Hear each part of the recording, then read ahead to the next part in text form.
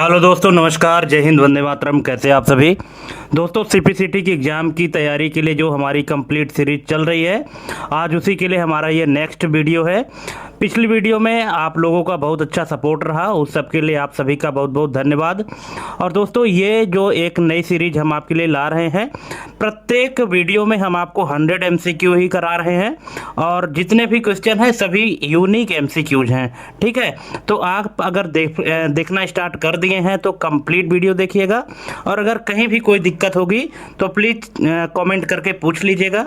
और अगर आप चैनल में पहली बार आए हैं तो प्लीज़ चैनल को सब्सक्राइब भी कर लीजिए, क्योंकि जब तक एग्ज़ाम नहीं हो जाता तब तक हम आपको इसी तरह से वीडियो ला करके और फ्री ऑफ कॉस्ट तैयारी कराते रहेंगे।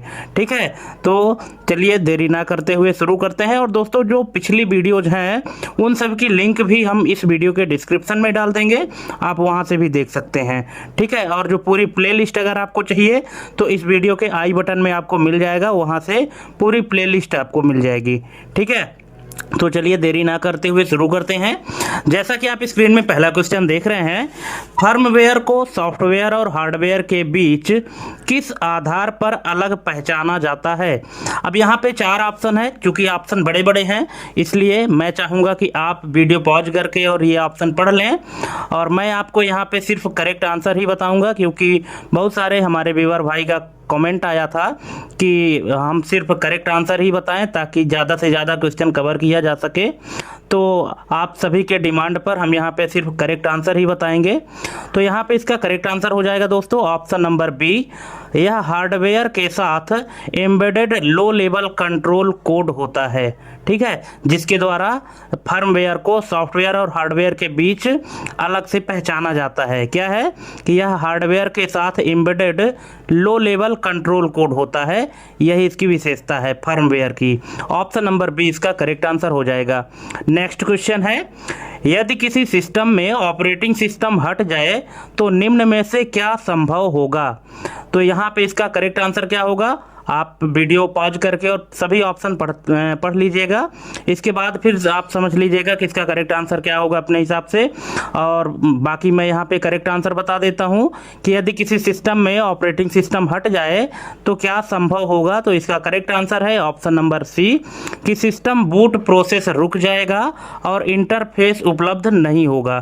ठीक है, क्योंकि ऑपरेटिंग सिस्टम के बिना कंप्यूटर एक डिब्बा है ना, ऑपरेटिंग सिस्टम उसकी जान है। अगर ऑपरेटिंग सिस्टम ही नहीं रहेगा तो बूटिंग प्रोसेस ही रुक जाएगी, और जब बूटिंग प्रोसेस रुक जाएगी तो इंटरफेस तो जाहिर सी बात है कि अवेलेबल नहीं होगी। ठीक है, तो इसका correct answer option number C हो जाएगा। नेक्स्ट है, यूटिलिटी सॉफ्टवेयर और एप्लीकेशन सॉफ्टवेयर में मूल अंतर किस आधार पर है? तो इसका करेक्ट आंसर है option number B. Utility system maintenance करता है और एप्लीकेशन यूजर स्पेसिफिक टास्क करता है। ठीक है, जो यूटिलिटी सॉफ्टवेयर होता है तो ये जो है तो मेंटेनेंस करने का काम करता है, और जो एप्लीकेशन सॉफ्टवेयर होता है तो ये यूजर के स्पेसिफिक टास्क को पूरा करने के लिए डिजाइन किया जाता है। यही मूल अंतर है यूटिलिटी और एप्लीकेशन सॉफ्टवेयर में। नेक्स्ट है, डिवाइस ड्राइवर अनुपस्थित होने पर सिस्टम बिहेवियर कैसा होगा?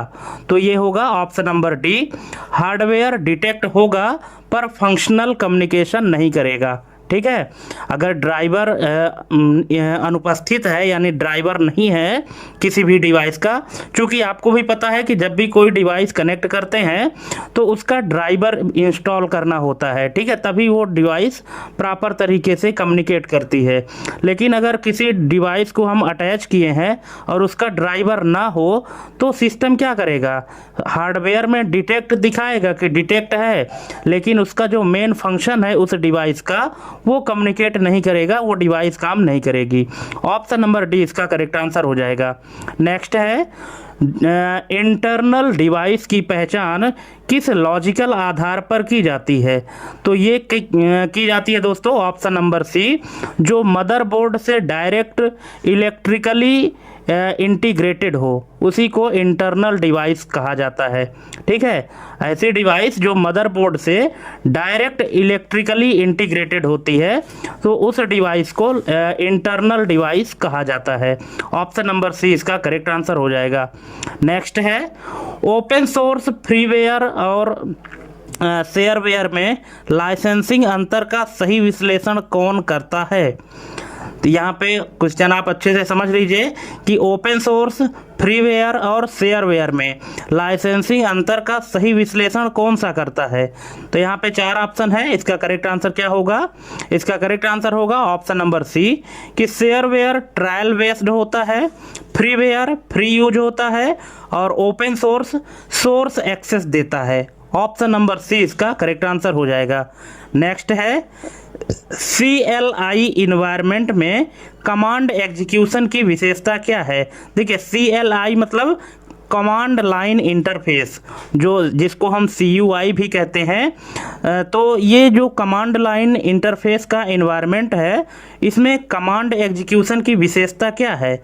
तो इसकी विशेषता है option number C, textual instruction interpreter द्वारा प्रोसेस होता है। ठीक है, क्योंकि इसमें जो भी हम कार्य करते हैं वो टेक्स्ट के द्वारा करते हैं। जब भी हम कोई कमांड चलाना चाहते हैं, जैसे मान लीजिए कि हमको कोई भी प्रिंट देना है, तो हम वहाँ पे लिखेंगे PRINT, जब प्रिंट कमांड देंगे तभी वो प्रिंट करेगा, अदरवाइज नहीं करेगा। कहने का मतलब ये है कि जिस तरह से GUI में आप किसी आइकन में क्लिक कर देते हैं तो आपका टास्क परफॉर्म हो जाता है, तो CLI इन्वायरमेंट में, कमांड लाइन इन्वायरमेंट में ऐसा नहीं होता है। वहाँ पे आपको जो भी कार्य कराना होता है उसके लिए कमांड आपको लिखना पड़ता है, ना कि क्लिक करना पड़ता है। ठीक है, तो यही इसकी विशेषता है। नेक्स्ट है इंस्टॉल, अपडेट और अपग्रेड में लॉजिकल क्रम क्या दर्शाता है? आप समझ गए होंगे, इंस्टॉल, अपडेट और अपग्रेड, इसमें लॉजिकल क्रम क्या दर्शाता है? अब 4 ऑप्शन बड़े बड़े हैं, इसको आप वीडियो पॉज करके पढ़ सकते हैं। यहाँ पे इसका करेक्ट आंसर हो जाएगा ऑप्शन नंबर बी। ये ऑप्शन नंबर बी में जो ऑप्शन है यही है। क्या है कि इंस्टॉल क्या करता है? इनिशियल सेटअप है, अपडेट माइनर पैच है और अपग्रेड वर्जन एलिवेशन है। ठीक है, क्योंकि जब भी हम कोई नया सॉफ्टवेयर इंस्टॉल करते हैं, है ना, तो वो क्या करता है? इनिशियल सेटअप करता है। इंस्टॉल का मतलब होता है कोई ऐसा सॉफ्टवेयर जो आपके कंप्यूटर में पहले से नहीं था, उसको आप पहली बार डाल रहे हैं। तो किसी भी नए सॉफ्टवेयर को अपने सिस्टम में डालना, उसको इंस्टॉलेशन कहते हैं। और इंस्टॉलेशन के दौरान क्या होता है कि उस सेटअप की इनिशियल सेटअप की जाती है। ठीक है, उसकी पूरी सेटिंग की जाती है। और इसके बाद जो अपडेट है, अपडेट का मतलब है कि पहले से वो सॉफ्टवेयर था, अब उसका कोई थोड़ा सा अपडेट आ गया है, नया वर्जन आ गया है, तो उसको हम माइनर पैच के माध्यम से उसको अपडेट कर लेते हैं। जैसे अगर किसी सॉफ्टवेयर का वर्जन, मान लीजिए कि आप वर्जन 1 इंस्टॉल किए हैं, अब उसका एक माइनर पैच आ गया है वर्जन 1.1। ठीक है, तो ये कहलाता है आपका माइनर पैच।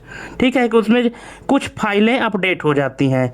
अपग्रेड का मतलब होता है कि वर्जन एलिवेशन, और वर्जन एलिवेशन मतलब जो एकदम से चेंज हो। जैसे अगर आप वर्जन 1 यूज कर रहे हैं तो अब उसके स्थान पे वर्जन 2 आ गया है। ठीक है, तो ये पूरा हो जाएगा version elevation. Option number B इसका करेक्ट आंसर हो जाएगा। ठीक है दोस्तों, अगर किसी भी क्वेश्चन में आपको डाउट हो तो आप कमेंट जरूर करिएगा। नेक्स्ट है, निम्न में से कौन सा डिवाइस साइमल्टेनियसली इनपुट और आउटपुट दोनों कार्य कर सकता है ना? ऐसी कौन सी डिवाइस है जो साइमल्टेनियसली का मतलब होता है कि एक ही समय में, है ना, ऐसी कौन सी डिवाइस है जो एक ही समय में इनपुट और आउटपुट दोनों का कार्य करती है? तो यहाँ पे ऑप्शन है टच स्क्रीन, प्लॉटर, स्कैनर या स्पीकर। तो इसका करेक्ट आंसर है ऑप्शन नंबर ए, टच स्क्रीन। टच स्क्रीन में क्या होता है, आप टच के माध्यम से इनपुट देते हैं तो आपको वहीं पास आउटपुट भी दिख जाता है। तो यही होता है simultaneously input and output. Next है, फर्मवेयर सामान्यतः रीइंस्टॉलेशन के लिए क्यों डिजाइन नहीं होता? ऑप्शन यहाँ पे क्वेश्चन है कि जो फर्मवेयर सॉफ्टवेयर होता है तो ये सामान्यतः रीइंस्टॉलेशन के लिए क्यों डिजाइन नहीं होता? तो इसका रीजन है ऑप्शन नंबर सी, क्योंकि यह हार्डवेयर लेवल फ्लैश मेमोरी में एम्बेडेड होता है। जब सॉफ्टवेयर हार्डवेयर डिजाइन किया जाता है तो उसी समय फ्लैश मेमोरी के रूप में इसको एम्बेड कर दिया जाता है, इसलिए ये रीइंस्टॉल के लिए डिजाइन नहीं होता है। नेक्स्ट है, सिस्टम सॉफ्टवेयर का प्राइमरी प्राइमरी उद्देश्य क्या है? तो इसका प्राइमरी उद्देश्य है option number B, hardware resources manage करना। ऑप्शन नंबर बी इसका करेक्ट आंसर हो जाएगा, क्योंकि सिस्टम सॉफ्टवेयर का यही काम होता है कि जितने भी हार्डवेयर रिसोर्सेस हैं उन सबको कंट्रोल करे, मैनेज करे। नेक्स्ट है, पेरिफेरल डिवाइस की लॉजिकल डिपेंडेंसी किस पर होती है? जो पेरिफेरल डिवाइस होती हैं तो उनकी लॉजिकल डिपेंडेंसी किस पर होती है? तो ये होती है external interfacing through ports and drivers. Option number C इसका करेक्ट आंसर हो जाएगा। देखिए दोस्तों, पेरिफेरल्स डिवाइस वे होती हैं जिनको हम बाहर से लगा सकते हैं, जैसे कीबोर्ड हो गया, माउस हो गया, प्रिंटर हो गया, स्कैनर हो गया, स्पीकर हो गया, ये सभी क्या हैं? पेरिफेरल डिवाइसेस हैं, ठीक है। और इनकी जो लॉजिकल डिपेंडेंसी होती है तो ये डिपेंड करता है कि पोर्ट और ड्राइवर, मतलब जहां आप लगाएंगे उसको पोर्ट कहेंगे, जिस स्थान पे लगाएंगे उसको पोर्ट कहेंगे, और फिर उस डिवाइस को चलाने के लिए जो ड्राइवर होता है, जैसे अगर आपको प्रिंटर लगाना है तो प्रिंटर का ड्राइवर होना चाहिए, ठीक है। तो जो लॉजिकल रूप से इसकी डिपेंडेंसी होती है तो ये दो चीज़ होती है, एक पोर्ट होता है, दूसरा ड्राइवर होता है। जब ये दोनों चीज़ सही हैं तभी जाके वो पेरिफेरल डिवाइस काम करेगी, अदरवाइज नहीं करेगी। नेक्स्ट है, GUI की तुलना में CLI अधिक रिसोर्स एफिशिएंट क्यों माना जाता है? GUI यानी ग्राफिकल यूजर इंटरफेस, इसकी तुलना में जो कमांड लाइन इंटरफेस है तो अधिक रिसोर्स एफिशिएंट क्यों माना जाता है? तो इसका रीजन है ऑप्शन नंबर डी, क्योंकि CLI ग्राफिकल लेयर लोड नहीं करता है, ठीक है। अब देखिए, रिसोर्स एफिशिएंट इसलिए माना जाता है CLI, क्योंकि जो CLI होता है तो इसके बैकग्राउंड में ये जो ग्राफिकल लेयर होता है, क्योंकि जब आप GUI यूज करते हैं ना तो इसमें ग्राफिक्स की चीज़ों को भी लोड करना पड़ता है, इसका अलग लेयर होता है और इनको भी लोड करना पड़ता है, तो जाहिर सी बात है कि इसमें रिसोर्स ज़्यादा यूज होंगे। लेकिन कमांड लाइन इंटरफेस के साथ ऐसा कुछ नहीं है, उसमें कोई ग्राफिकल लेयर नहीं होती है, इसलिए इसका जो रिसोर्स एफिशिएंट है इसको अधिक अच्छा माना जाता है, ठीक है। ऑप्शन नंबर डी इसका करेक्ट आंसर हो जाएगा। नेक्स्ट है, शेयरवेयर मॉडल का मुख्य उद्देश्य क्या होता है? तो इसका मुख्य उद्देश्य है option number B, trial use के बाद purchase encouragement. Option number B इसका करेक्ट आंसर हो जाएगा। जो शेयरवेयर मॉडल है तो इसका उद्देश्य यही है कि जैसे आप कोई सॉफ्टवेयर अगर यूज करते हो तो आपको एक हफ्ते के लिए, 10 दिन के लिए ट्रायल यूज देता है, मतलब फ्री में यूज देता है। इसके बाद आपको परचेज करने के लिए इनकरेज करता है कि आप इसको खरीदें, ठीक है। तो शेयरवेयर का यही उद्देश्य होता है। नेक्स्ट है, स्टोरेज डिवाइस और मेमोरी डिवाइस में अंतर किस आधार पर है? स्टोरेज डिवाइस और मेमोरी डिवाइस में अंतर किस आधार पर है? तो इसका करेक्ट आंसर है option number C, memory volatile हो सकती है जबकि स्टोरेज सामान्यतः नॉन वोलाटाइल होती हैं, ठीक है। जो मेमोरी है, मेमोरी जैसे कि रैम रोम, ठीक है, तो रैम क्या है आपका? वोलाटाइल है, और वोलाटाइल का मतलब होता है कि पावर कट जैसे ही होगा तो उसमें जो भी डेटा स्टोर था तो वो ऑटोमेटिक हट जाएगा, डिलीट हो जाएगा। लेकिन जो स्टोरेज है, जैसे हार्ड डिस्क हो गया, SSD हो गया, पेन ड्राइव हो गया, ये सामान्यतः नॉन वोलाटाइल के कैटेगरी में आते हैं, क्योंकि इसमें जो डेटा स्टोर है तो पावर कट हो जाए, बंद हो जाए सिस्टम, है ना, तो भी इनका डेटा डिलीट नहीं होता है। तो यही अंतर है दोनों में, स्टोरेज और मेमोरी डिवाइस में। नेक्स्ट है, अपग्रेड प्रक्रिया में क्या परिवर्तन प्रमुख होता है? जब हम किसी सॉफ्टवेयर को अपग्रेड करते हैं तो इसमें क्या चेंजेस होता है? तो इसका करेक्ट आंसर है option number C, higher functional version में ट्रांजिशन, है ना। जो फंक्शनल वर्जन है इसका, तो इसका जो है तो उच्च फंक्शनल वर्जन में ट्रांजिशन होता है। ऑप्शन नंबर सी इसका करेक्ट आंसर हो जाएगा। मतलब बेसिक से थोड़ा सा एडवांस हो जाता है, ये कहने का मतलब है। नेक्स्ट है, यदि बायोस करप्ट हो जाए तो सिस्टम पर क्या प्रभाव पड़ेगा? तो इसका करेक्ट आंसर है option number B, boot process प्रभावित होगा। ठीक है, क्योंकि अगर किसी सिस्टम का यदि बायोस ही करप्ट हो जाए तो सिस्टम क्या होगा, उसका बूट प्रोसेस, जो बूटिंग प्रोसेस होता है वो प्रभावित होगा। Option number B. नेक्स्ट है ड्राइवर और फर्मवेयर में मुख्य अंतर क्या है? तो इसमें मुख्य अंतर है option number C, firmware hardware level embedded होता है, जबकि ड्राइवर ओएस लेवल मीडिएटर होता है।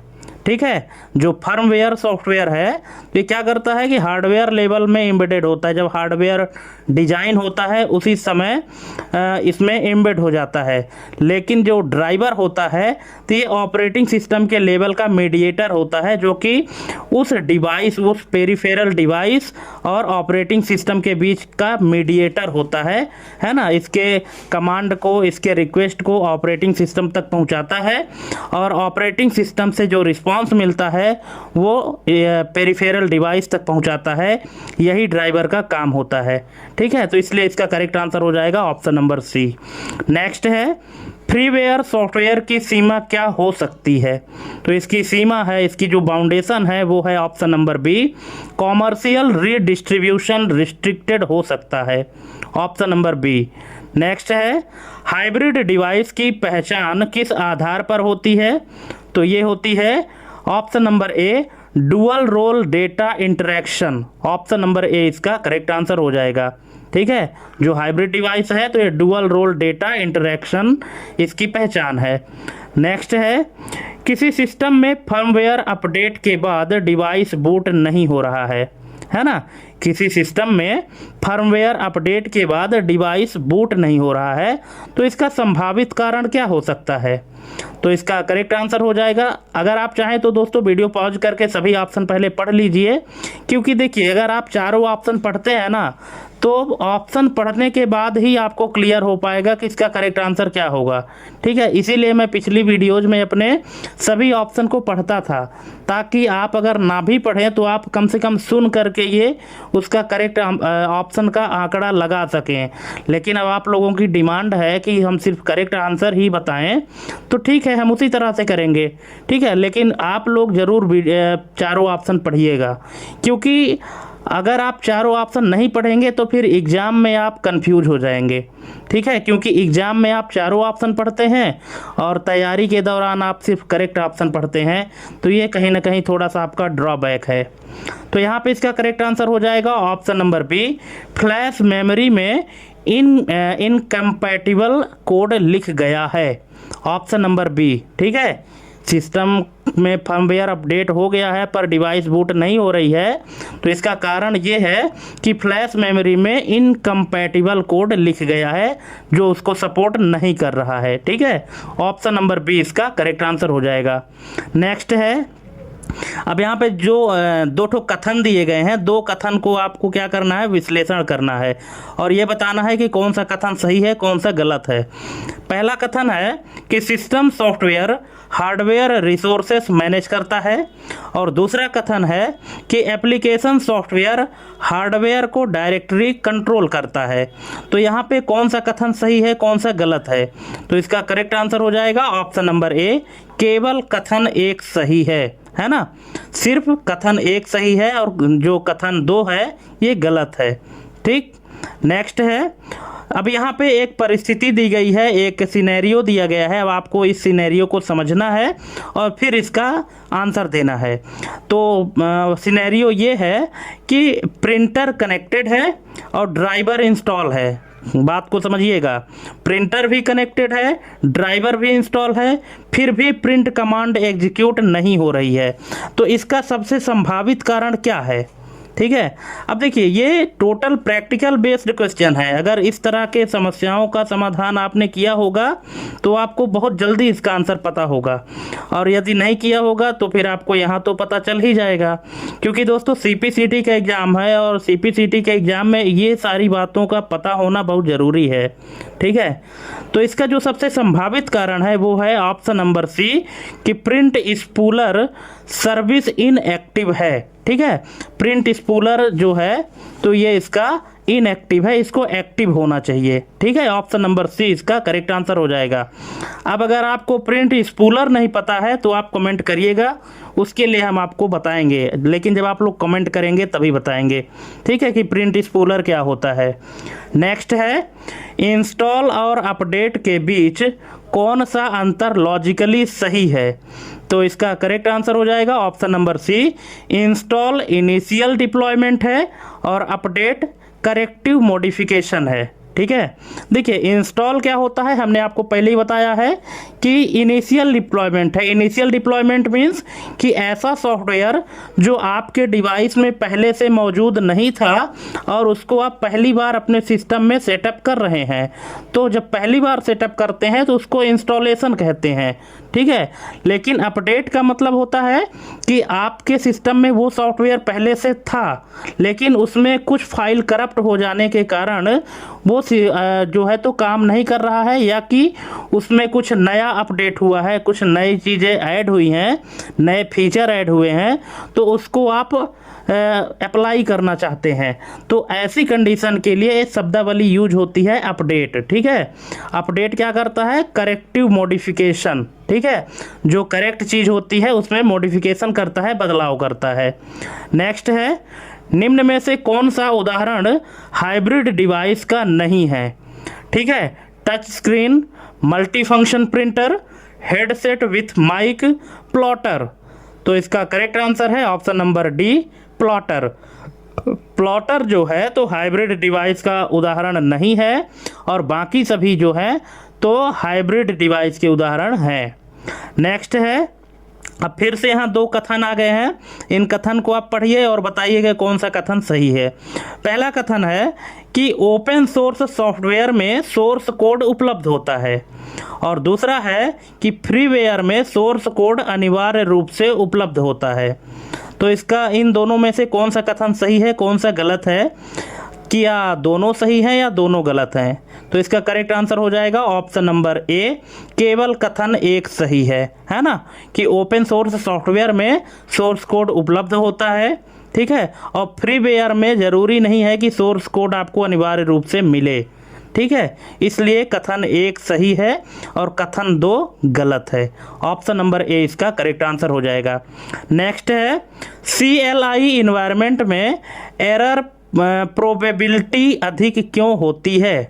ठीक है, जो कमांड लाइन इन्वायरमेंट होता है, कमांड लाइन इंटरफेस का, तो इसमें एरर प्रोबेबिलिटी मतलब कि जो गलतियों की संभावना है वो अधिक क्यों होती है, इसका क्या कारण हो सकता है? तो इसका कारण है option number C, syntax accuracy आवश्यक होती है। देखिए होता क्या है कि आप भी जानते हैं कि कंप्यूटर एक मशीन है, और मशीन को आप अगर उसकी भाषा में जिस तरह से कमांड को डिस्क्राइब किया गया है, जिस तरह से लिखने का रूल है, सिंटैक्स है, उसी के आधार पर अगर आप लिखेंगे तभी ये काम करेगा। अदरवाइज अगर एक भी अक्षर मिसमैच हुआ है ना, उसके डिक्शनरी से मैच नहीं किया, तो फिर वो काम नहीं करेगा, ठीक है। इसलिए जब हम command line user interface use करते हैं, कमांड के माध्यम से काम करते हैं, तो आपको एक्यूरेट वही चीज़ लिखना होगा जिस तरह से वो एग्जीक्यूट होता है, जिस तरह से उस कमांड को लिखना चाहिए, ठीक है। और अगर आप उसके हिसाब से, सिंटैक्स के हिसाब से नहीं लिखे हैं तो फिर उसमें गलतियां हो सकती हैं।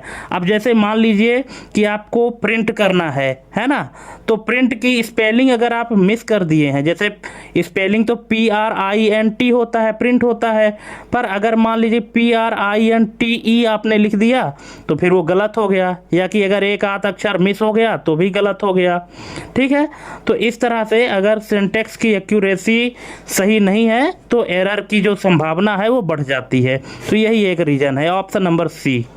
नेक्स्ट है, अब यहाँ पे फिर से एक परिस्थिति दी गई है, एक सिनेरियो दी गई है, इस सिनेरियो को आपको समझना है और फिर इसका रीज़न बताना है। सिनेरियो ये है कि एक्सटर्नल हार्ड डिस्क डिटेक्ट हो रही है, बाहर से कोई एक हार्ड डिस्क लगाया गया है CPU में, तो वो डिटेक्ट हो रही है पर डेटा एक्सेस नहीं हो रहा है। तो सबसे संभावित कारण क्या हो सकता है? डिस्प्ले ड्राइवर मिसिंग है, फाइल सिस्टम करप्शन है, बायोस पासवर्ड इनेबल है, या रैम अनस्टेबल है। तो इसका सबसे संभावित कारण क्या हो सकता है? अगर आपको पता है तो वीडियो पॉज करके इसका कमेंट करिएगा करेक्ट आंसर क्या होगा, ठीक है। और अगर नहीं पता है तो मैं बता देता हूँ, इसका करेक्ट आंसर है ऑप्शन नंबर बी कि फाइल सिस्टम करप्शन है, ऑप्शन नंबर बी। भले ही हार्ड डिस्क डिटेक्ट हो रही है, पर अगर उस फाइल में जो फाइल सिस्टम है उस हार्ड डिस्क में अगर वही करप्ट है तो फिर डेटा एक्सेस कैसे होगा, ठीक है। इसलिए सबसे जो संभावित कारण है वो यही है कि फाइल सिस्टम करप्शन है, ऑप्शन नंबर बी। नेक्स्ट है अपग्रेड और अपडेट में मेजर परिवर्तन किसमें होता है? किसमें होता है? अपडेट में, इंस्टॉल में, ड्राइवर में, या अपग्रेड में? तो इसका करेक्ट आंसर है ऑप्शन नंबर डी, अपग्रेड में, ठीक है। अपग्रेड में जो है तो मेजर परिवर्तन होता है। मैंने पहले ही आपको बताया था कि अगर आप कोई भी सॉफ्टवेयर यूज कर रहे हैं, जैसे वर्जन 1, और वर्जन 1 से अगर आपको डायरेक्ट वर्जन 2 में जाना है तो आप उसको क्या कर रहे हैं? अपग्रेड कर रहे हैं, ठीक है। लेकिन अगर आप माइनर परिवर्तन कर रहे हैं, ठीक है, छोटा मोटा परिवर्तन कर रहे हैं, जैसे वर्जन 1 आपने यूज किया और वर्जन 1.1 में आपको अपडेट करना है, तो ये आपका माइनर परिवर्तन कहलाता है, माइनर चेंजेस कहलाता है।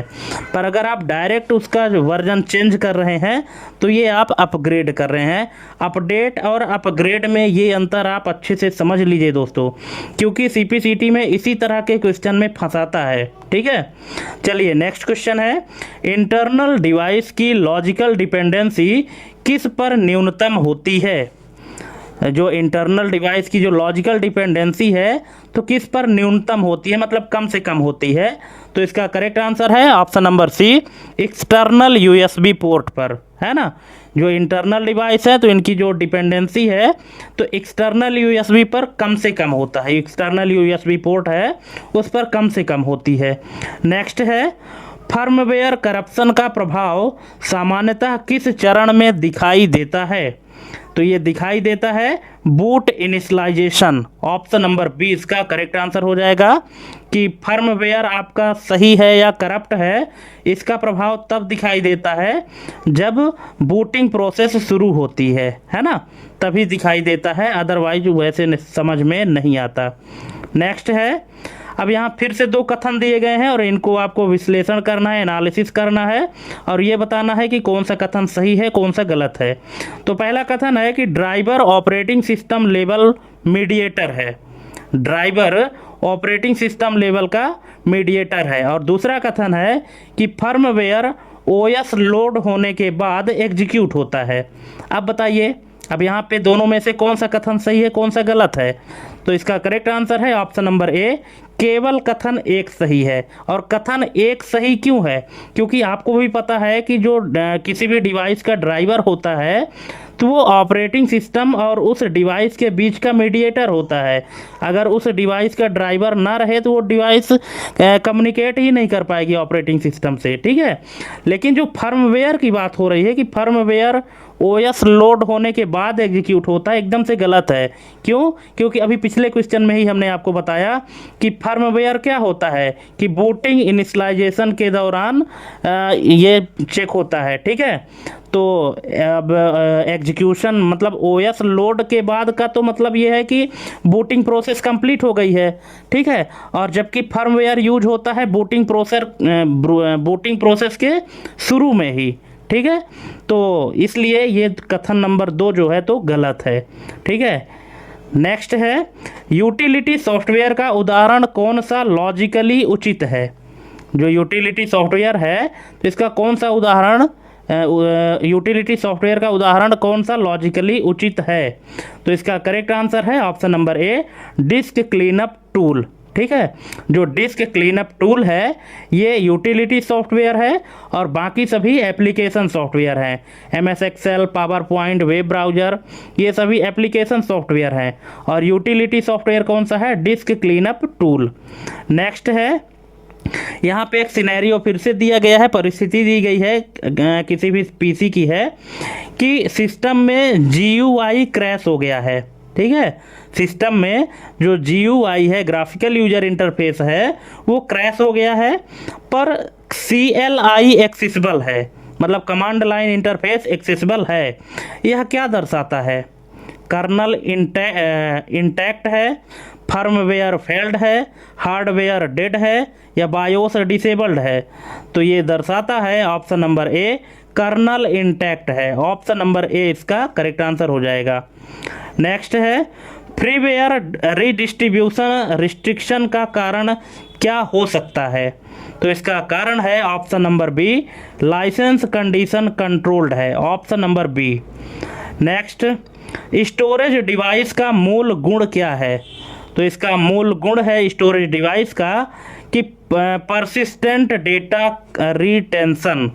ऑप्शन नंबर सी इसका करेक्ट आंसर हो जाएगा, परसिस्टेंट डेटा रिटेंशन। नेक्स्ट है, इंस्टॉल प्रोसेस में डिपेंडेंसी कॉन्फ्लिक्ट कब उत्पन्न होता है? जब इंस्टॉलिंग होती है तो उस प्रोसेस में डिपेंडेंसी कॉन्फ्लिक्ट कब उत्पन्न होती है? तो ये है option number B, required component missing हो। ठीक है, जब ज़रूरी कंपोनेंट की आवश्यकता हो और उस समय पर वो मिसिंग हो, तब डिपेंडेंसी कॉन्फ्लिक्ट जनरेट होता है। ऑप्शन नंबर बी इसका करेक्ट आंसर हो जाएगा। नेक्स्ट है, हाइब्रिड डिवाइस की कार्यप्रणाली किस डेटा फ्लो पैटर्न पर आधारित होती है? तो ये होती है bidirectional. Option number B इसका करेक्ट आंसर हो जाएगा। दोस्तों, बाई डायरेक्शनल का मतलब होता है द्विदिशीय। ठीक है, मतलब जो दोनों दिशाओं से इनका डेटा ट्रांसफ़र या काम होता है उसको बाई डायरेक्शनल कहते हैं। और हाइब्रिड डिवाइस का मतलब क्या है कि जो इनपुट और आउटपुट दोनों को एक साथ सपोर्ट करे, साइमल्टेनियसली सपोर्ट करे। ठीक है, इसीलिए इसका जो डेटा फ्लो होता है वो सिंगल डायरेक्शन नहीं होता है, बाई डायरेक्शनल होता है। बाई डायरेक्शनल मीन्स जो इनपुट और आउटपुट को दोनों को एक साथ सपोर्ट करता है।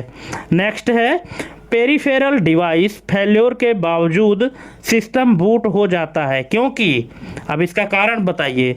अगर आप पेरिफेरल डिवाइस फेल है, पेरिफेरल डिवाइस आप समझ रहे हैं ना, जैसे जो बाहर से हम डिवाइस लगाते हैं, आपका कीबोर्ड हो गया, माउस हो गया, प्रिंटर हो गया, आपका साउंड बॉक्स हो गया। ठीक है, तो अगर पेरिफेरल डिवाइस फेल है इसके बाद भी सिस्टम बूट हो जाता है क्योंकि? इसका रीज़न क्या है?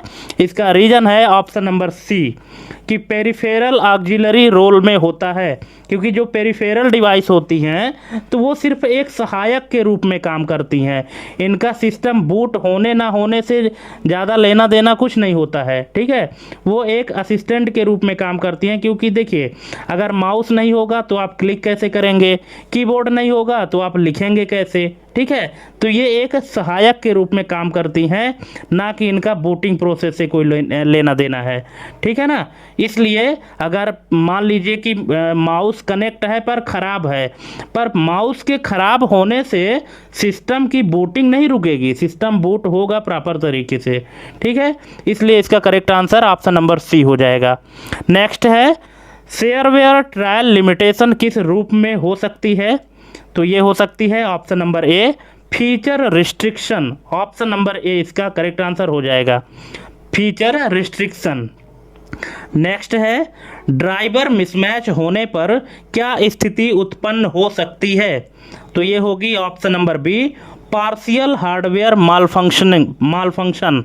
Option number B. ठीक है, अगर ड्राइवर मिसमैच है तो ये स्थिति उत्पन्न होती है पार्शियल हार्डवेयर मालफंक्शन। ठीक है, मतलब वो हार्डवेयर प्रॉपर तरीके से काम नहीं करेगा।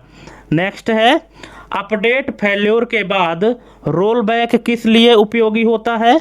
तो ये है previous stable state restore. Option number B इसका करेक्ट आंसर हो जाएगा।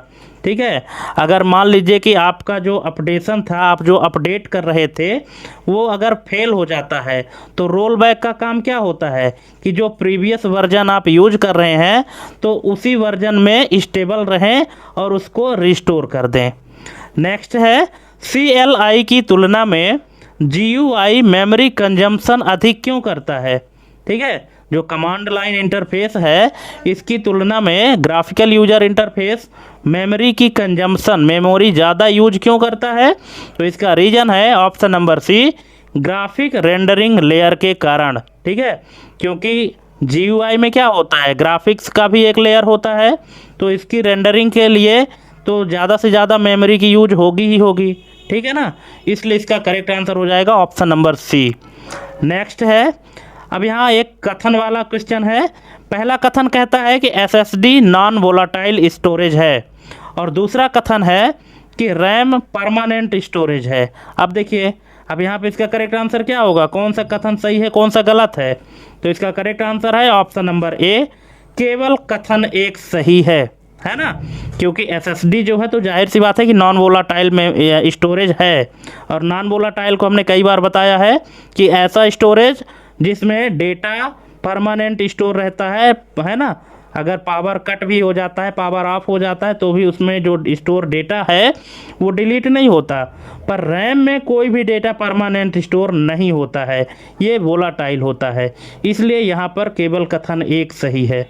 नेक्स्ट है, अब यहाँ एक परिस्थिति दी गई है, किसी भी सिस्टम की एक परिस्थिति ऐसी हो सकती है, तो ये सिनेरियो क्या कहता है कि बायोस इंटैक्ट है, OS करप्टेड है, और सिस्टम बिहेवियर क्या होगा। अगर बायोस इंटैक्ट है, OS करप्ट है, तो सिस्टम का बिहेवियर क्या होगा, तो ये होगा ऑप्शन नंबर ए, बूट मेनू तक पहुंचेगा पर OS लोड नहीं होगा। जब आप पावर ऑन करेंगे, है ना, पावर बटन प्रेस करेंगे तो बूट मेनू तक पहुंचेगा, लेकिन OS लोड नहीं होगा, क्योंकि OS क्या हो चुका है, करप्ट हो चुका है, तो ये इसका बिहेवियर होगा सिस्टम का। नेक्स्ट है, ओपन सोर्स लाइसेंस मॉडिफिकेशन की अनुमति क्यों देता है, तो इसका रीजन है option number C, accessible source distribution के कारण। ऑप्शन नंबर सी इसका करेक्ट आंसर हो जाएगा। नेक्स्ट है, सिस्टम सॉफ्टवेयर अनुपस्थिति होने पर एप्लीकेशन सॉफ्टवेयर की स्थिति क्या होगी। अगर सिस्टम सॉफ्टवेयर अनुपस्थित है यानी अनअवेलेबल है, तो एप्लीकेशन सॉफ्टवेयर की स्थिति क्या होगी, तो ये होगी ऑप्शन नंबर बी, एग्जीक्यूट नहीं हो पाएगा, है ना, क्योंकि जाहिर सी बात है कि जब पहले सिस्टम सॉफ्टवेयर एग्जीक्यूट होगा, प्रॉपर तरीके से एग्जीक्यूट हो जाएगा, तभी आपका एप्लीकेशन सॉफ्टवेयर एग्जीक्यूट होगा। इसलिए अगर सिस्टम सॉफ्टवेयर ही उपलब्ध नहीं है, सिस्टम सॉफ्टवेयर में क्या, ऑपरेटिंग सिस्टम, ठीक है, तो अगर ऑपरेटिंग सिस्टम ही नहीं है तो फिर चाहे कितना भी अच्छा एप्लीकेशन सॉफ्टवेयर आपके सिस्टम में हो, वो किसी काम का नहीं है। इसलिए सिस्टम सॉफ्टवेयर अगर अनुपस्थित है तो एप्लीकेशन सॉफ्टवेयर एग्जीक्यूट नहीं हो पाएगा। ऑप्शन नंबर बी इसका करेक्ट आंसर हो जाएगा। नेक्स्ट है, अपग्रेड प्रोसेस में बैकवर्ड इनकम्पैटिबिलिटी क्यों संभव है, तो इसका रीजन है ऑप्शन नंबर सी, कि मेजर स्ट्रक्चरल चेंजेस होते हैं। ऑप्शन नंबर सी इसका करेक्ट आंसर हो जाएगा। नेक्स्ट है, इंटरनल स्टोरेज डिवाइस फेल्योर का प्रथम संकेत क्या हो सकता है। अगर कोई इंटरनल स्टोरेज डिवाइस फेल होती है तो इसका पहला सिग्नल क्या हो सकता है, तो ये होगा ऑप्शन नंबर ए, slow boot time. Option number ए, जो बूटिंग टाइम है वो ज़्यादा लेगा, है ना, मतलब स्लो हो जाएगा, धीमा हो जाएगा। नेक्स्ट है, फर्मवेयर और ड्राइवर दोनों के संदर्भ में सही कथन कौन सा है, तो इन दोनों के संदर्भ में जो सही कथन है वो है option number C, firmware hardware level है और ड्राइवर OS लेवल इंटरफेस है। ऑप्शन नंबर सी इसका करेक्ट आंसर हो जाएगा। नेक्स्ट है, अब ये कथन और निष्कर्ष वाला है, ये दो कथन है, इनको आपको एनालिसिस करके बताना है। पहला कथन है कि फर्मवेयर सामान्यतः नॉन वोलाटाइल मेमोरी में स्टोर्ड होता है, और दूसरा कथन है कि ड्राइवर सिस्टम बूट से पहले हार्डवेयर को इनिशियलाइज करता है। तो इसका करेक्ट आंसर क्या हो जाएगा, इसका करेक्ट आंसर होगा ऑप्शन नंबर ए, केवल कथन एक सही है, ठीक है। फर्मवेयर सामान्यतः नॉन वोलाटाइल मेमोरी में स्टोर्ड होता है, यह सही है, लेकिन ड्राइवर जो है तो सिस्टम बूट से पहले हार्डवेयर को कैसे इनिशियलाइज कर सकता है, जबकि ड्राइवर का काम क्या होता है, सिस्टम और उस डिवाइस के बीच का मीडिएटर होता है। तो जब सिस्टम बूट ही नहीं हुआ है तो वो ड्राइवर किसी भी हार्डवेयर को इनिशियलाइज कैसे कर सकता है ना, इसीलिए कथन 2 जो है तो गलत है। नेक्स्ट है, अब यहाँ एक परिस्थिति है, एक सिस्टम की परिस्थिति दी गई है, एक सिनेरियो है, इसको आप समझिए कि सिस्टम बूट हो रहा है पर कीबोर्ड इनपुट लॉगिन स्क्रीन पर काम नहीं कर रहा है। तो इसका सबसे संभावित कारण क्या है? जैसे सिस्टम बूट हो रहा है ना, और लेकिन कीबोर्ड जो है तो इनपुट लॉगिन स्क्रीन पर काम नहीं कर रहा है। अगर आप कुछ पासवर्ड डालना चाहें, यूज़र नेम डालना चाहें, तो उस समय कीबोर्ड काम नहीं कर रहा है। तो इसका सबसे संभावित कारण क्या हो सकता है? इसका कारण हो सकता है ऑप्शन नंबर बी कि कीबोर्ड ड्राइवर जो है तो लोड नहीं हुआ है। ऑप्शन नंबर बी इसका करेक्ट आंसर हो जाएगा। नेक्स्ट है इंस्टॉल और अपग्रेड। इंस्टॉल और अपग्रेड के संदर्भ में एरर प्रिडिक्शन कौन सा उचित है? अब आप यहाँ पे क्वेश्चन समझिएगा कि इंस्टॉल और अपग्रेड के संदर्भ में एरर प्रिडिक्शन कौन सा उचित है? तो इसका करेक्ट आंसर हो जाएगा ऑप्शन नंबर ए, अपग्रेड में डिपेंडेंसी कॉन्फ्लिक्ट की संभावना अधिक होती है। ऑप्शन नंबर ए इसका करेक्ट आंसर हो जाएगा।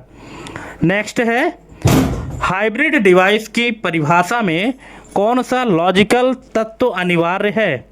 तो इसका करेक्ट आंसर है option number B, dual data direction. Option number B इसका करेक्ट आंसर हो जाएगा। नेक्स्ट है यदि फर्मवेयर पार्शियली करप्ट हो जाए तो सिस्टम बिहेवियर कैसा हो सकता है? तो ये होगा option number B, boot loop या इनिशियलाइजेशन फेल्योर होगा।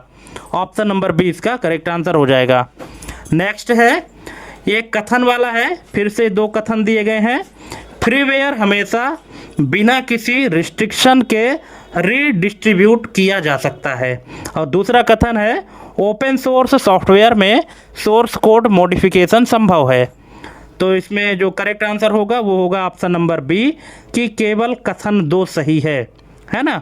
यहाँ पे ऑप्शन नंबर बी इसका करेक्ट आंसर हो जाएगा कि केवल कथन दो सही है और कथन एक गलत है। ठीक है, और कथन दो क्या कहता है कि ओपन सोर्स सॉफ्टवेयर में सोर्स कोड मॉडिफिकेशन संभव है। नेक्स्ट है CLI आधारित सिस्टम में कमांड एग्जीक्यूशन फेल्योर का मुख्य कारण क्या हो सकता है? तो इसका कारण है option number D, incorrect syntax structure. Option number D. Next है अब यहाँ पे एक सिनेरियो दिया गया है कि स्टोरेज डिवाइस डिटेक्ट हो रही है पर रीड राइट एरर आ रहा है। ठीक है, स्टोरेज डिवाइस डिटेक्ट हो रही है पर रीड राइट एरर आ रहा है। तो इसका सबसे संभावित कारण क्या है?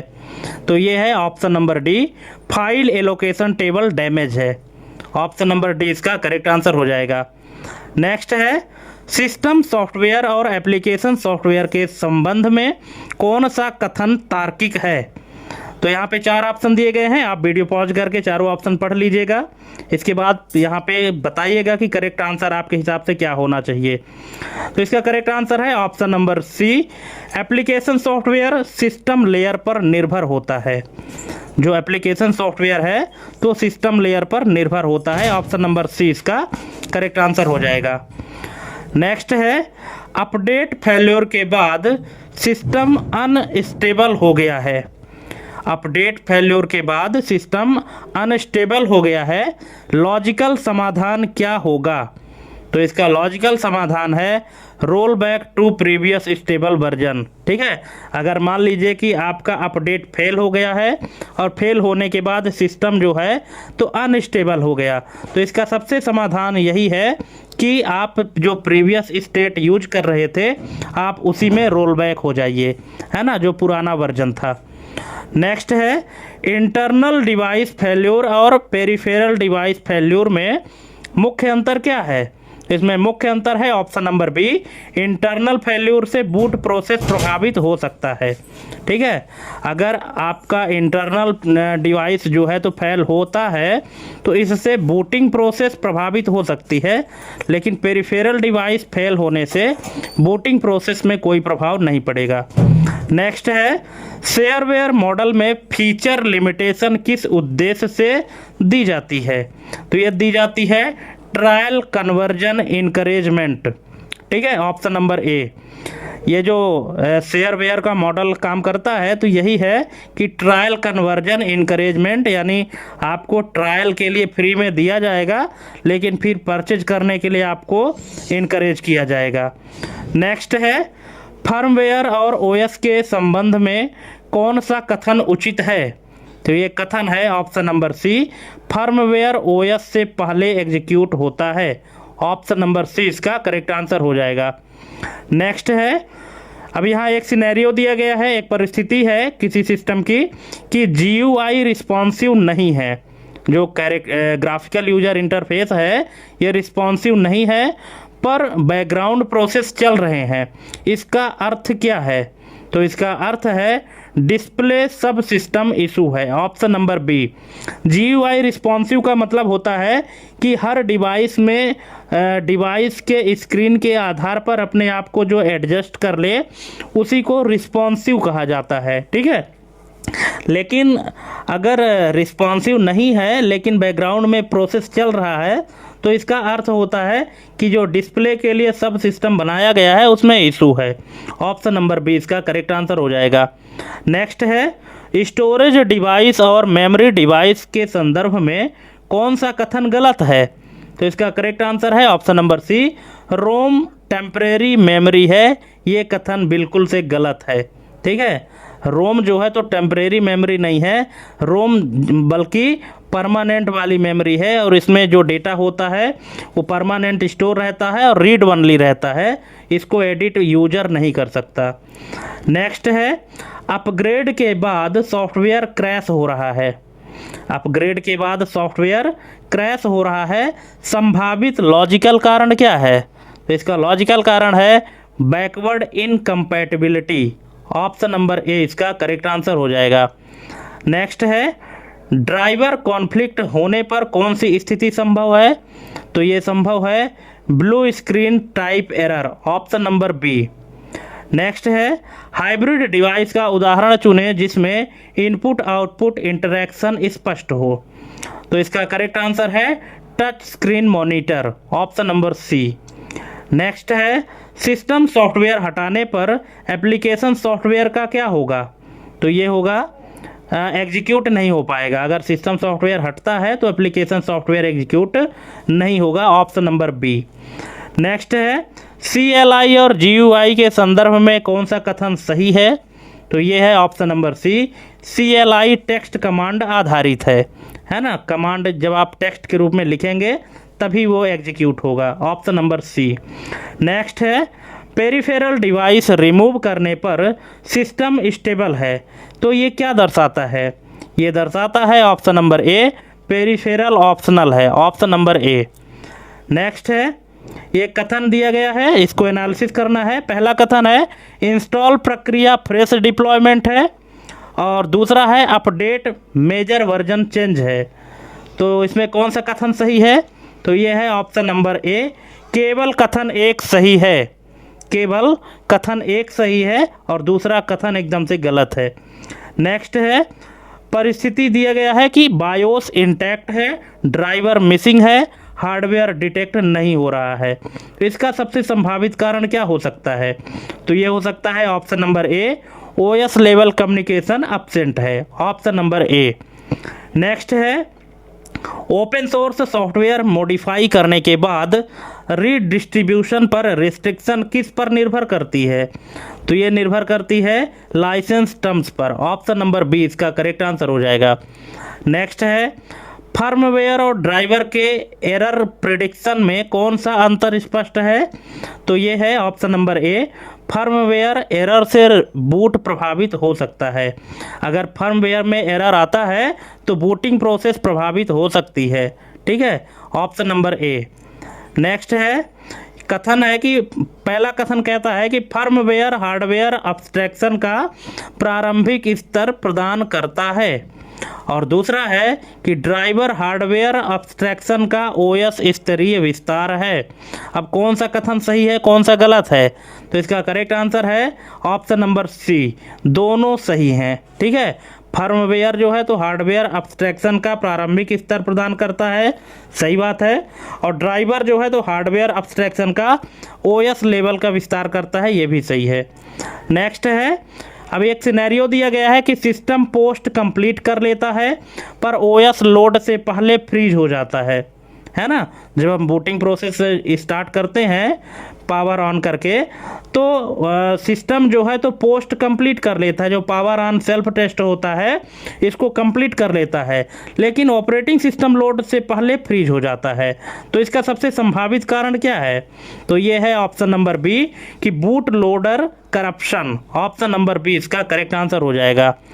नेक्स्ट है, इंस्टॉल, अपडेट और अपग्रेड के संदर्भ में डीप लॉजिकल अंतर क्या है?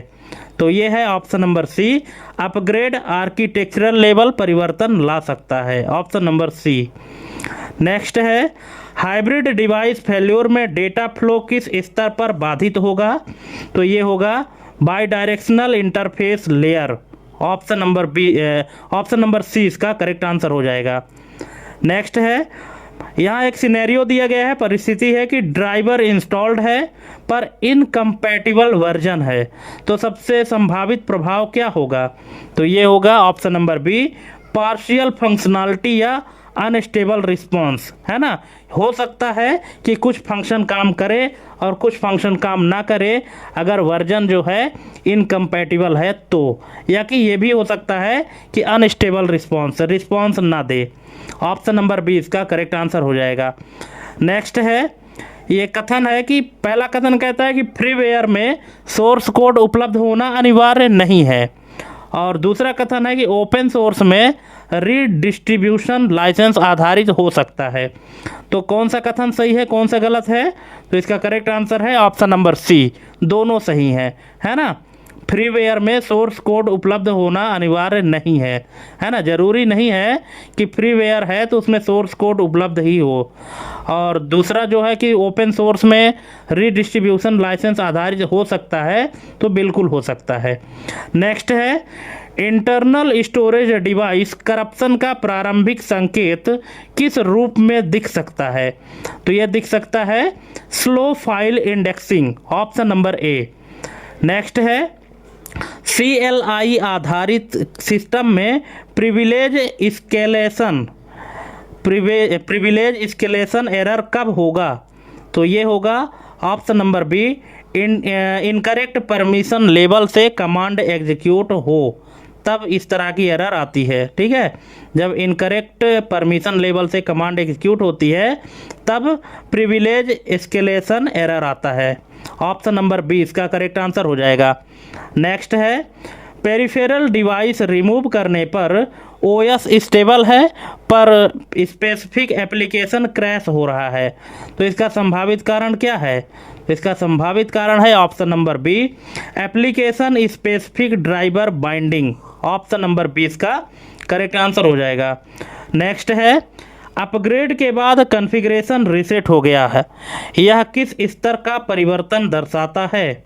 तो ये दर्शाता है structural migration, option number D, है ना। क्योंकि अपग्रेड में क्या होता है, स्ट्रक्चरल ही तो माइग्रेट होता है, परिवर्तन होता है, स्ट्रक्चर परिवर्तन, ठीक है। तो ये कॉन्फ़िगरेशन के बाद जो अपग्रेड के बाद जो कॉन्फ़िगरेशन रीसेट हो जाता है तो इसका जो परिवर्तन होता है तो स्ट्रक्चरल माइग्रेशन होता है, ऑप्शन नंबर डी। नेक्स्ट है, फर्मवेयर ओवरराइट के दौरान पावर फेल्योर होने पर क्या स्थिति बन सकती है? अगर फर्मवेयर को ओवरराइट किया जा रहा है और उसी दौरान पावर फेल हो गया, पावर सप्लाई फेल, तो क्या स्थिति बन सकती है? तो ये होगा डिवाइस ब्रिक्स हो सकता है, ऑप्शन नंबर बी। नेक्स्ट है, दो कथन है कि पहला कथन है रैम वोलाटाइल है और दूसरा है एसएसडी वोलाटाइल है। अब ये दोनों में से कौन सा सही है? तो इसका करेक्ट आंसर है ऑप्शन नंबर ए, केवल कथन एक सही है, सिर्फ रैम ही वोलाटाइल है, एसएसडी नॉन वोलाटाइल है। नेक्स्ट है, एक सिनेरियो दिया गया है कि GUI फ्रीज है, CLI रिस्पॉन्सिव है, हार्डवेयर फंक्शनल है, तो लॉजिकल निष्कर्ष क्या है? अगर GUI फ्रीज है और CLI रिस्पॉन्सिव है, हार्डवेयर फंक्शनल है, तो लॉजिकल निष्कर्ष क्या है? इसका लॉजिकल निष्कर्ष है option number B, kernel intact graphical layer failure, option number B. Next है शेयरवेयर ट्रायल एक्सपायरी के बाद सॉफ्टवेयर बिहेवियर क्या हो सकता है? तो ये हो सकता है फीचर लॉक या रिस्ट्रिक्टेड एग्जीक्यूशन। अगर कोई सॉफ्टवेयर आपको ट्रायल वर्जन में मिला है 2-4 दिन के लिए या 1 हफ्ते के लिए मिला है, और जैसे उसका ट्रायल डेट ख़त्म होगा तो उसके बाद जो सॉफ्टवेयर का बिहेवियर है तो वो क्या हो सकता है?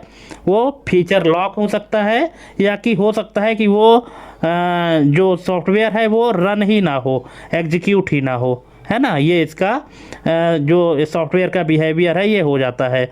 ऑप्शन नंबर बी इसका करेक्ट आंसर हो जाएगा। नेक्स्ट है यदि फर्मवेयर इंटैक्ट है, ड्राइवर आउटडेटेड है, OS अपग्रेडेड है, तो समस्या किस स्तर पर होगी? यदि फर्मवेयर इंटैक्ट है, ड्राइवर आउटडेटेड है और OS अपग्रेडेड है, तो समस्या किस स्तर पर होगी? तो ये होगी OS driver compatibility. Option number C इसका करेक्ट आंसर हो जाएगा, OS ड्राइवर कंपैटिबिलिटी। नेक्स्ट है हाइब्रिड डिवाइस के संदर्भ में एरर प्रिडिक्शन किस लेयर पर अधिक जटिल होता है? तो ये होता है dual role synchronization, option number B. Next है इंस्टॉल के दौरान रोल बैक ट्रिगर कब होता है? तो ये होता है क्रिटिकल डिपेंडेंसी फेल्योर पर, ऑप्शन नंबर बी इसका करेक्ट आंसर हो जाएगा। नेक्स्ट है open source fork. Open source fork करने पर कंपैटिबिलिटी इशू किस कारण हो सकता है? तो ये हो सकता है code divergence, option number C. Next है सिस्टम सॉफ्टवेयर क्रैश होने पर सबसे पहले कौन प्रभावित होगा? तो ये होगा application layer execution, option number ए। अगर सिस्टम सॉफ्टवेयर क्रैश होता है तो सबसे पहले कौन प्रभावित होगा? तो ये होगा एप्लीकेशन लेयर का जो एग्जीक्यूशन होता है वो प्रभावित होगा। नेक्स्ट है फर्मवेयर अपडेट और ड्राइवर अपडेट में रिस्क फैक्टर अधिक किस में होता है? तो ये होता है फर्मवेयर अपडेट में, ऑप्शन नंबर बी। नेक्स्ट है स्टोरेज फेल्योर प्रिडिक्शन में स्मार्ट वार्निंग क्या दर्शाता है? तो ये दर्शाता है imminent disk malfunction, option number D. Next है CLI कमांड इनकरेक्ट फ्लैग के साथ एग्जीक्यूट करने पर परिणाम क्या होगा? तो ये होगा syntax error message, option number B. Next है इंटरनल डिवाइस ओवरहीट होने पर सबसे पहले कौन सा संकेत दिख सकता है? तो ये दिख सकता है performance throttling, option number A. Next है यदि एप्लीकेशन क्रैश है, OS स्टेबल है, ड्राइवर फंक्शनल है, तो संभावित कारण क्या हो सकता है? तो ये है application level bug, option number D इसका करेक्ट आंसर हो जाएगा। नेक्स्ट और लास्ट है कि फर्मवेयर और ऑपरेटिंग सिस्टम इंटरैक्शन में सबसे मूलभूत अंतर क्या है? तो ये है option number B, firmware hardware near control है और OS रिसोर्स मैनेजमेंट लेयर है, ऑप्शन नंबर बी इसका करेक्ट आंसर हो जाएगा। ठीक है, तो दोस्तों इस तरह से यहाँ पे 100 MCQ कंप्लीट होते हैं। और अब आप कमेंट करके ज़रूर बताइएगा कि ये क्वेश्चन का जो सीरीज था तो आपको कैसा लगा। आप हमको कमेंट करके अपने फीडबैक ज़रूर दीजिएगा, ठीक है। और अगर कोई भी क्वेरी है आपकी तो आप कमेंट करके पूछ सकते हैं, ठीक है। तो थैंक्स फॉर वाचिंग हमारी एक कंप्लीट वीडियो देखने के लिए। अगर वीडियो अच्छी लगी हो तो चैनल को सब्सक्राइब करिए और ये वीडियो अपने दोस्तों के बीच में भी शेयर करिए। आज के लिए बस इतना ही, मिलते हैं अपने अगले वीडियो में एक नई जानकारी और एक नए टॉपिक के साथ। तब तक के लिए जय हिंद, वंदे मातरम।